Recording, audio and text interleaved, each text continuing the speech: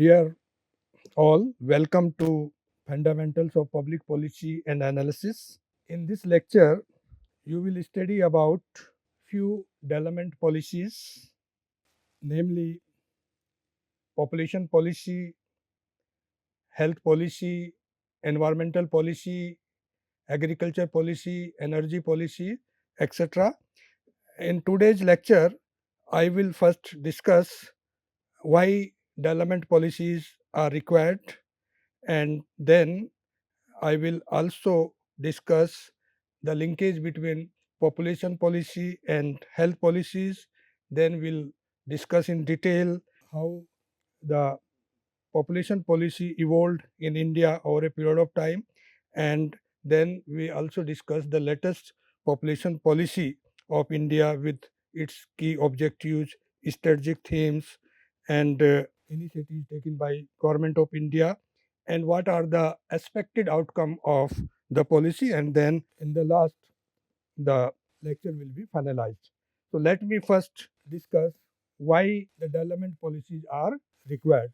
We know that market mechanism cannot solve several problems, because market mechanism based on certain assumptions, and if these assumptions are not met, then there may be market distortions. So public policies are required to correct the market distortions, so that equitable distribution of resources in the economy can be made. For example, in real world, there is no perfect competition. Either there is monopolistic competition or oligopoly, and sometimes monopoly. So due to market imperfections, market cannot work efficiently, and to make the market failures correct, public policies are required. So there are three key aspects why the government intervention in terms of policy making is required in the market. First is asymmetric information. Both customers as well as consumers are having inadequate access to the information, and therefore it becomes necessary to protect the interest of both consumer and producers through policies. Second is the market imperfections, and due to market imperfections, the companies can exercise monopoly power, can earn more profit. So to regulate the functioning of the market, policy are required. And third and most important here is externalities.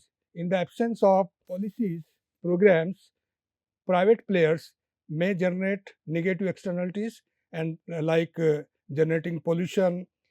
To avoid this, then environmental regulation policies are required. So first things that is needed to have a policy is that market alone cannot ensure equitable distribution of resources.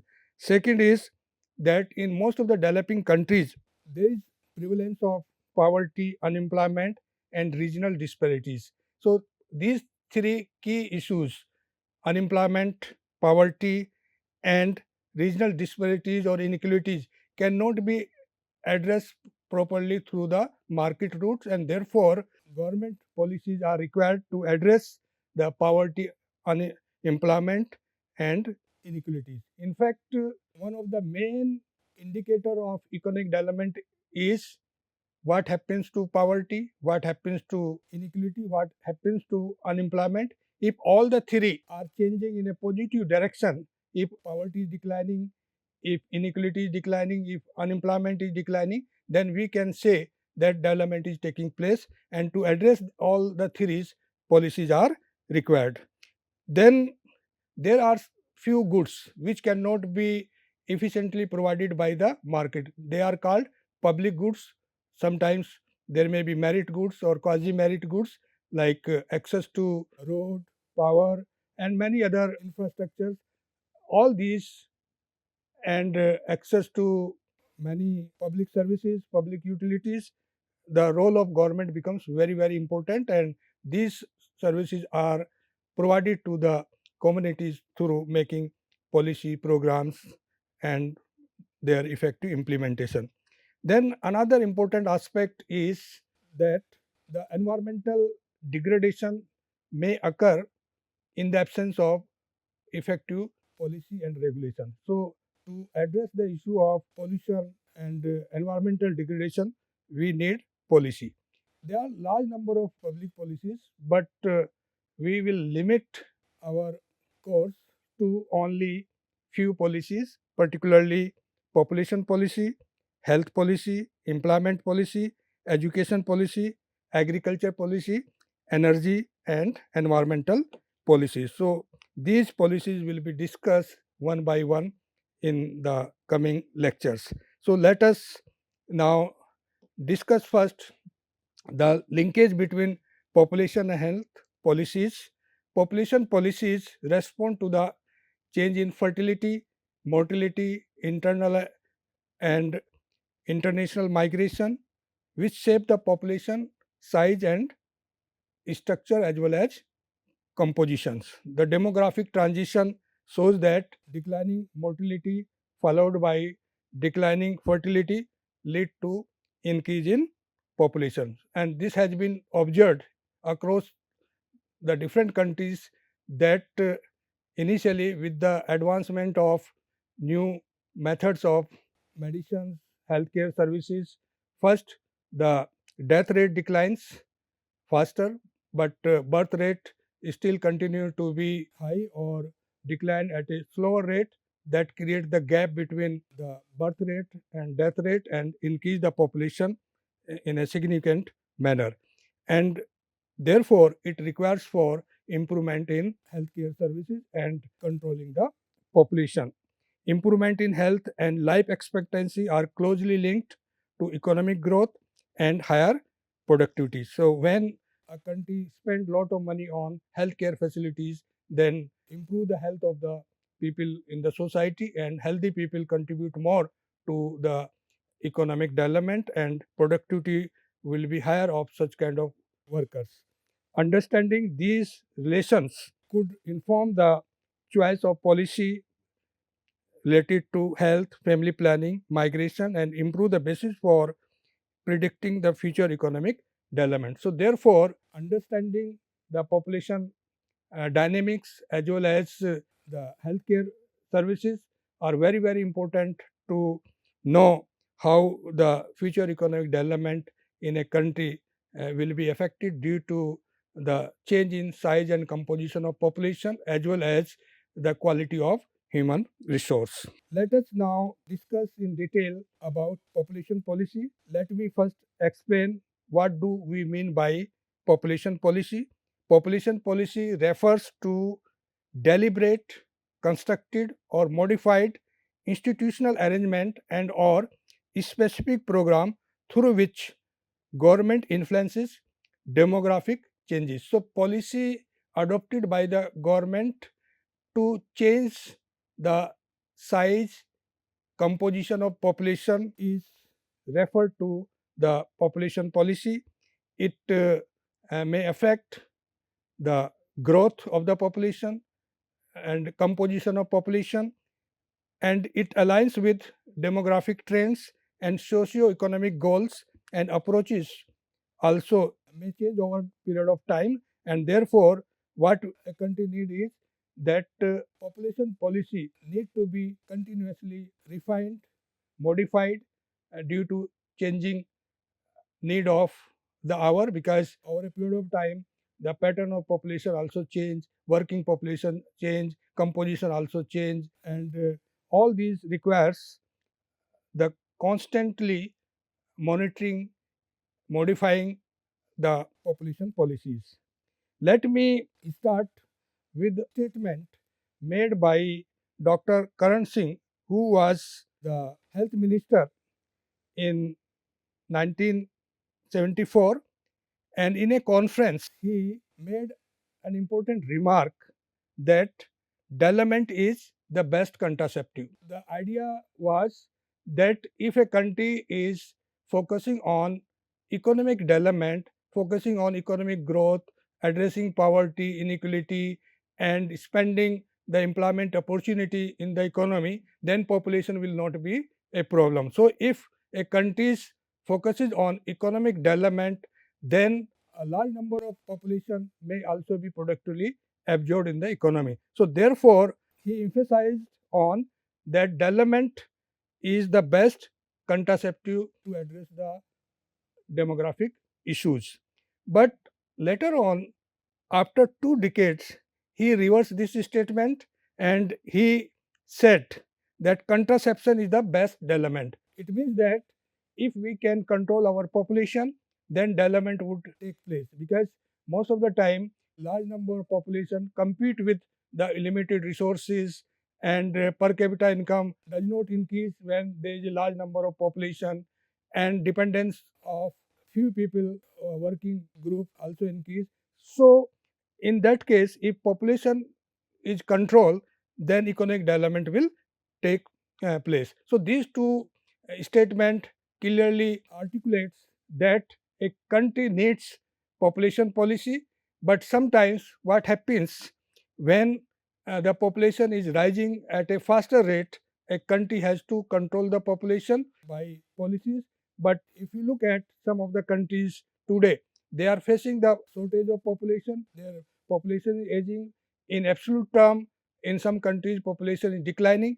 So the policy in these countries is focusing on how to increase the population. So in this regard, we can also cite Professor Amartya Sen, who made a remark that economic development may be far more the best contraceptive, but social development, especially women education and employment, can be very effective indeed. It means that economic development is necessary to address the problem, but what is most important is social development. Social development means the spending lot of money on education, health, sanitation, water, access to public utilities, so that the social development can be increased, particularly women empowerment. They are very important. If education of women increase, then it has adverse impact on fertility rate. So by addressing the issue of social development, a country can control population. And therefore, you can also say that education is the best contraceptive for population stabilization. So if we want to stabilize the population, then the focus must be on providing universal education for all people living in a country.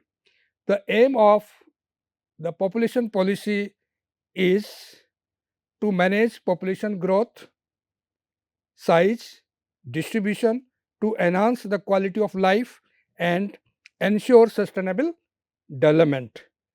And there may be need to sometimes increase the population or sometimes to decrease the population depending upon the country's situation. Therefore, there are two approaches related to population. One is called pro-natalist approach. Under this approach, a country need to increase the population, and especially this approach is followed in those countries where aging is one of the most important problem, uh, and birth rate has declined. So they incentivize their households to increase the fertility rate.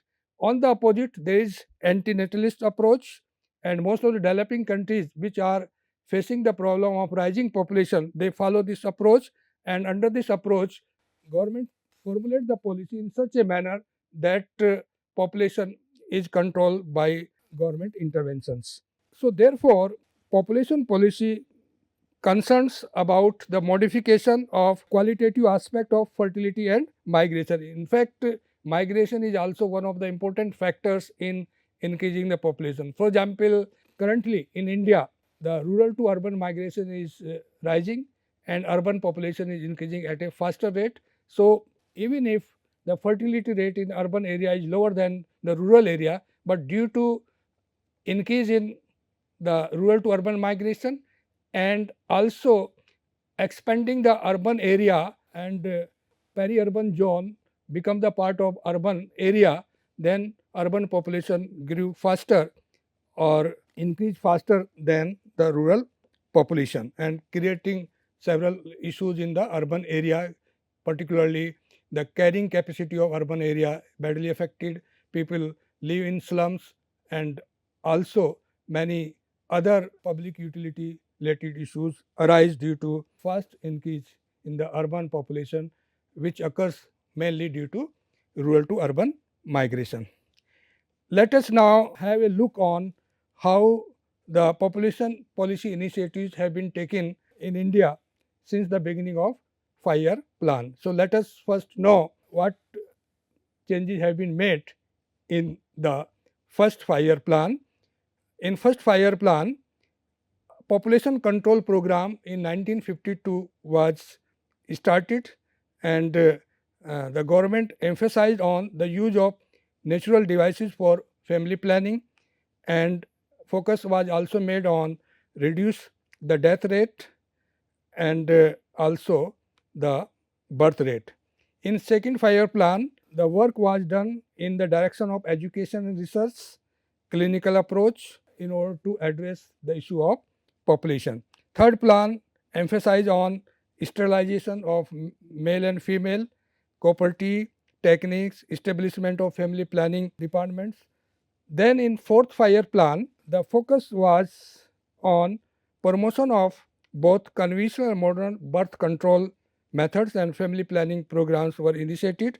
And in fifth 5-year plan, National Population Policy Statement was made in 1976. This was the period of emergency, and in that policy statement, the age of marriage of boys and girls also increased, and the minimum age for marriage for girls was kept 18 years and for boys 21, and forced sterilization was also done during the emergency period, but later on it was withdrawn.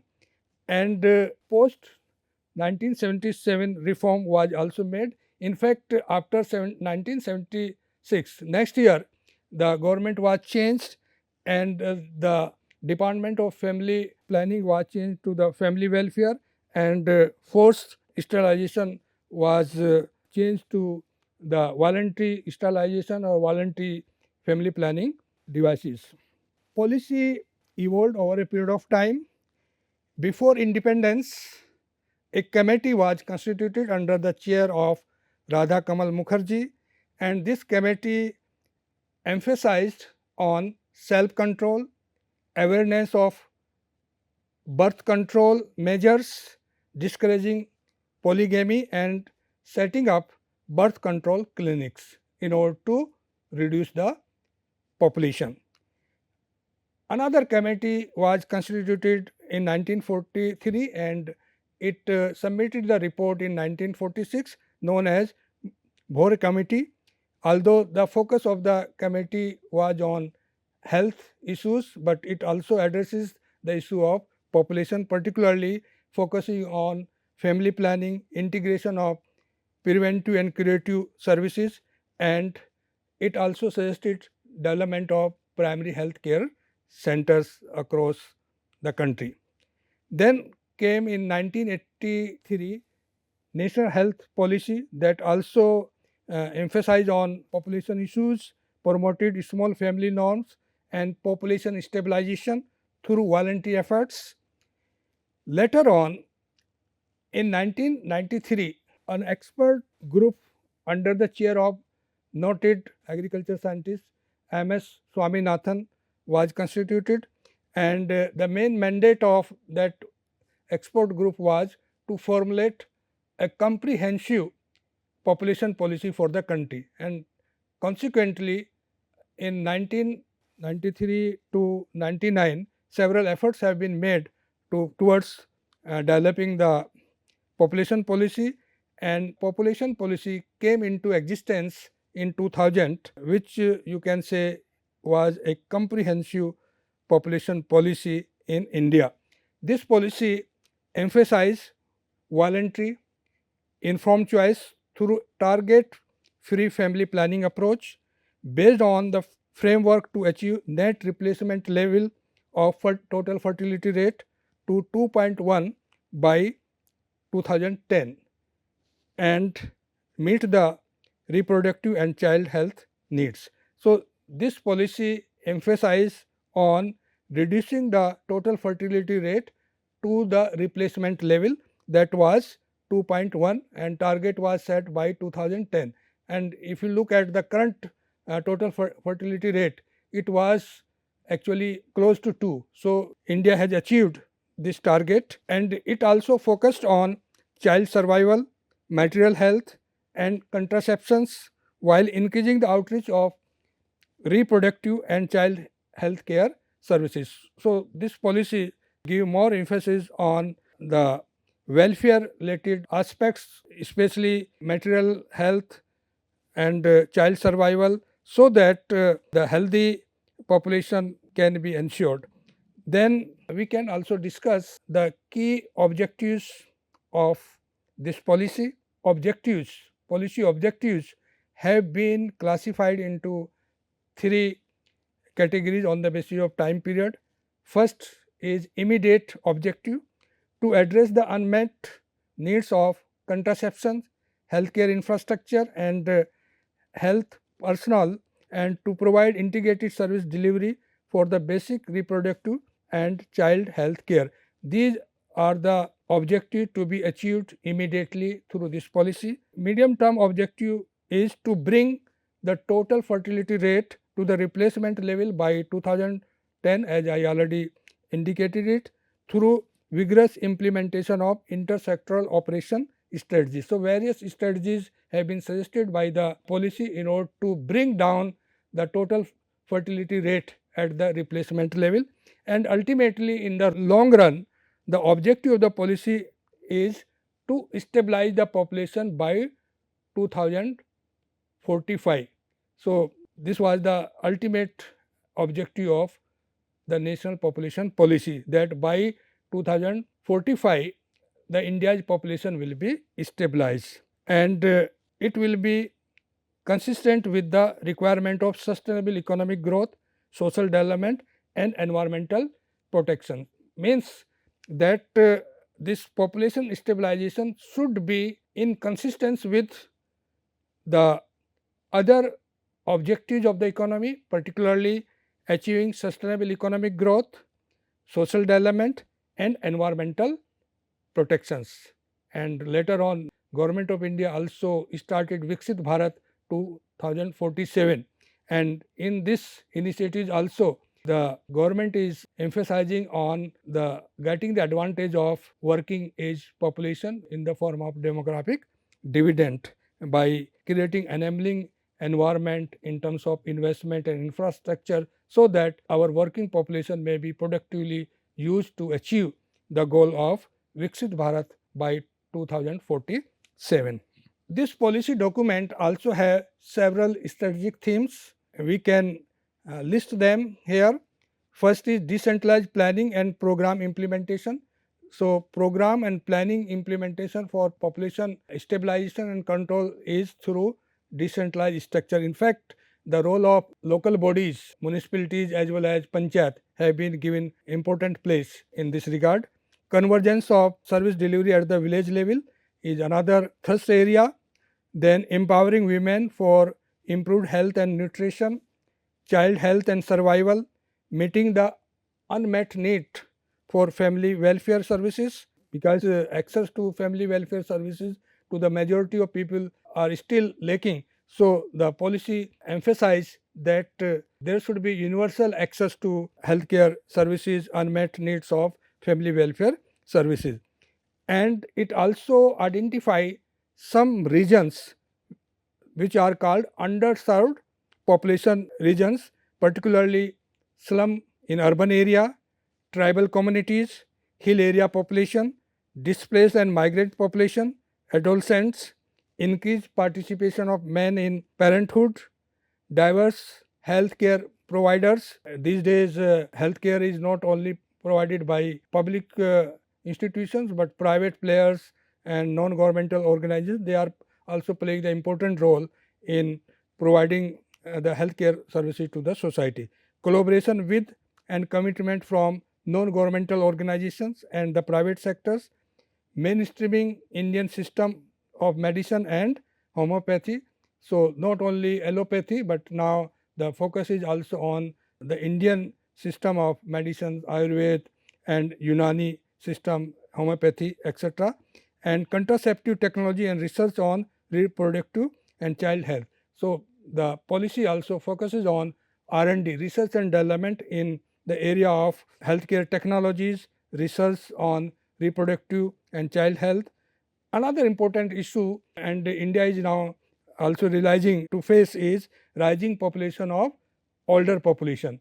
So this policy also focuses on how to improve the well-being of elderly population and identifying the concerns of elderly people and then making provisions for their welfare. Then information, education and communication. These days we are living in the information age, and access to education, information and communication is very important to have better access to healthcare services. So the population also focuses on these aspects. World Population Prospect 2009 also provides some information about India. According to United Nations in 2015, India was projected to surpass China in population by 2020, and in fact last year India has crossed China in terms of population. Chinese population peaked at 1.426 billion in 2022, and it after that start decelerating, and India surpassed China after April 2023, and currently India is having a population of more than 1.474 billion. So India is now world largest country in terms of population. Total fertility rate according to this document declined from 3.6 in 1991 to 2.3 in 2013, though it remains above the replacement level of 2.1, but currently, as I already told you, that India has achieved the this target of replacement rate. Some states such as Jharkhand, Rajasthan, Madhya Pradesh, Chhattisgarh continue to have higher fertility rates. This is the main concern, that if you look at interstate variation in the level of population growth, you will find that some states still are having high fertility rate. On the other hand, there are few southern states where population has stabilized or even the reaching below the replacement rate, and therefore it is a concern that if you look at the demographic advantage, so India is not a single entity in terms of demographic dividend. Some states have already achieved the benefit of working age population in terms of demographic dividend. Some states are likely to have in next 2 decades, and therefore if we look at the population and growth, two important things you will find, that there are few states like the Rajasthan, Madhya Pradesh, Uttar Pradesh, Jharkhand, Rajasthan, etc. They have the population advantage, but their GDP growth rate is or volume of GDP is not as much as the southern state. On the other hand, southern states are now realizing the shortage of population. So this mismatch need to be addressed if we wanted to achieve the goal of Viksit Bharat by leveraging the advantage of working population, which likely to be increased in future. Particularly, it has been expected that India's work population ratio may likely to be around 65% in the coming decades. Impact of NNP 2000 can be shown like decline in decadal growth. This has been significantly declined. Now we do not have the latest population data which will come in 2027, but if you look at the past data, even then you will find that the decadal growth has significantly declined in India, and so is the total fertility rate, and it is expected to add nearly 273 million population by 2050, and India will remain most populous country throughout the century. These are the some landmark initiatives taken by the government regarding the population control. First is Population Regulation Bill. It was brought in 2019 and focuses on proposed two-child norm with penalty disqualification from election, reduce benefit, several social benefit including public distribution system. Uttar Pradesh also brought a bill in 2029 for having a two-child policy norm, disqualifying the people from government job elections, focus on reproductive health, infant mortality rate reduction, adolescent and elderly care. Then another initiative recently taken is Mission Parivar Vikas. It improves access to the contraceptives and family planning devices. Expansion of contraceptive choices also been done. Then compensation scheme for sterilization acceptors. So these are some of the benefits given to those who are following the sterilization schemes. Postpartum intrauterine contraceptive device services is also made provisions in this policy recently. Home delivery of contraceptive was introduced by the government. ASA's delivery contraceptives to the home of the beneficiary. So these are some of the initiatives taken recently by the governments, including family planning, logistic management information system. That is also important to have the database about all population, family planning management, digital system of supply chain management of family planning commodities. But at the same time, if you see that recently one state also formulated a policy to incentivize the households if they have more than two children. Andhra Pradesh started because southern states are now realizing the desolation in population. Let us now know what are the outcome of 2000 nation population policy. So we can briefly discuss some of the key achievements of this policy, like number one, MMR dropped to 88 per lakh live birth in 2020-23 from 398 in 1997-98. So this is a significant improvement in MMR. Then birth rate from 21.4 in 2023 per thousand to 18.4 in 2023. So birth rate as well as death rate have also been significantly declined. Now death rate is 6.4 per thousand, and infant mortality rate also declined from 40 to 25 per thousand live birth.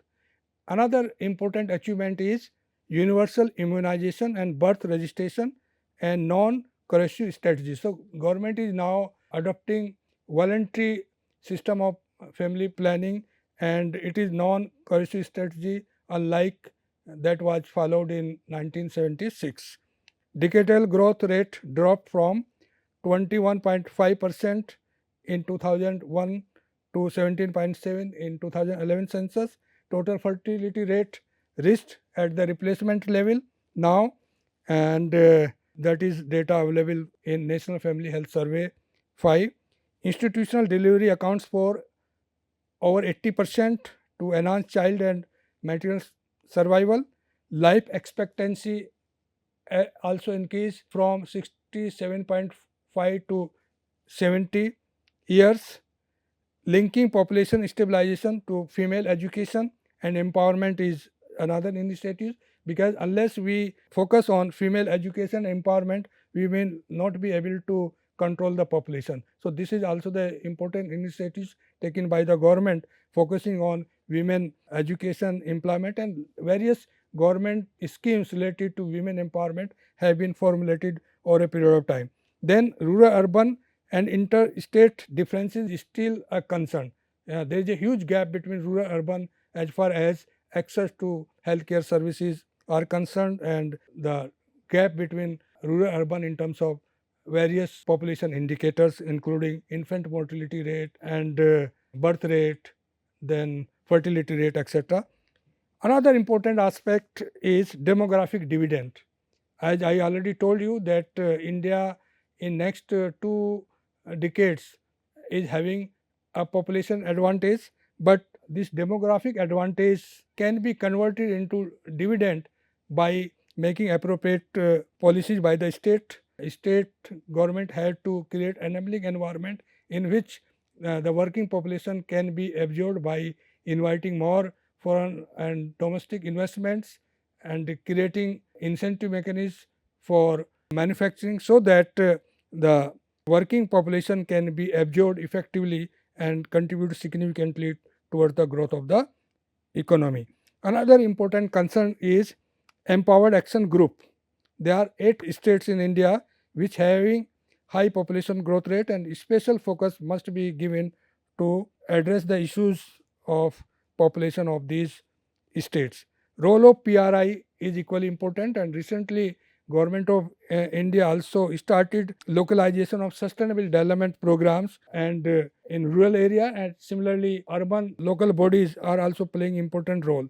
Another aspect is that freezing parliament seats based on 1971 population.